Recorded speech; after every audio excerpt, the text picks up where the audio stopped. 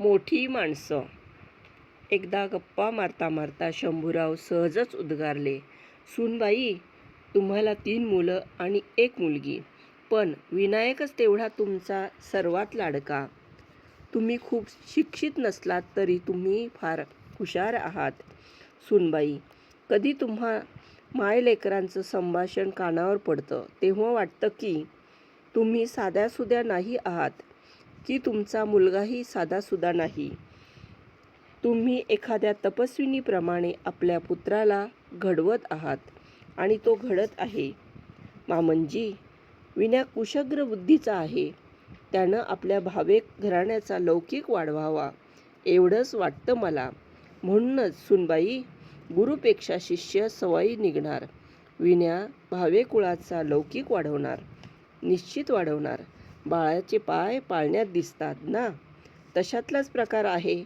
सूनबाई आणि सासऱ्यांचा हा सुसंवाद चालला असताना बाळकृष्णबुवा वैद्य, रुक्मिणीबाईंचे वडील, मातामह तेथे आले.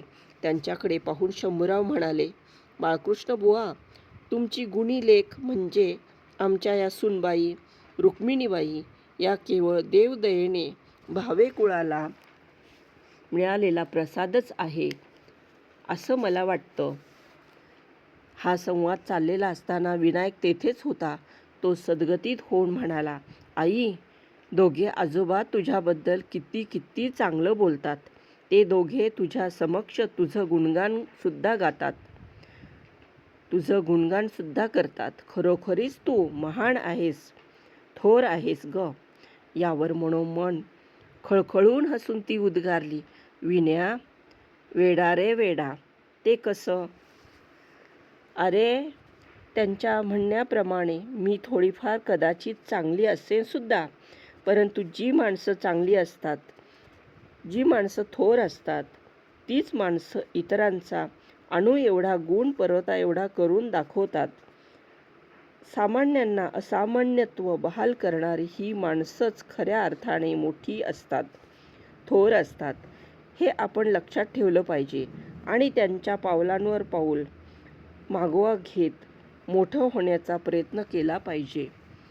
विनायकचा आईचा वावर त्यांच्या घरापुरताच मर्यादित होता, परंतु कधी कुणी मदतीला बोलावलं तर ती अवश्य जायची. केसांचा घट्ट खोपा घालून, त्यावर चांदीची फुलं लावून, कपाळावर चंद्रकोर कोरून तिची अंगकाठी सडसडीत होती आणि दिसायलाही ती अतिसुंदर होती. इरकली नऊवारी लुगड्याचा पदर सावरत जेव्हा ती निघायची तेव्हा एकदा शंभूराव कौतुकाने म्हणाले देखील, "गळ्यात वज्रटिक माळ, जोंधळी पान घाल आणि मोहनमाळही घाल. हुबेहूब लक्ष्मीसारखी दिसशील बघ." ती नम्रतेने म्हणाली, "मामंजी, कुणाच्या मदतीला जाताना असं गौरीसारखं नटून थटून जाणं बरं दिसत नाही." "बरं दिसेल का? यावर उपर आपण म्हणत असाल तर." सुनेच्या समंजसपणावर खुश होऊन ते म्हणायचे, "अगं, गमतीने म्हणतो मी. तुझ्या प्रत्येक कृतीत आणि उक्तीत विवेक भरलेला असतो, हे का मला ठाऊक नाही?" अशी होती विनोबांची आई. ती जितकी सांड होती तितकीच ती महानही होती, परममंगल आणि परोपकारीही होती, विनम्र, विवेकी आणि सेवाभावी होती.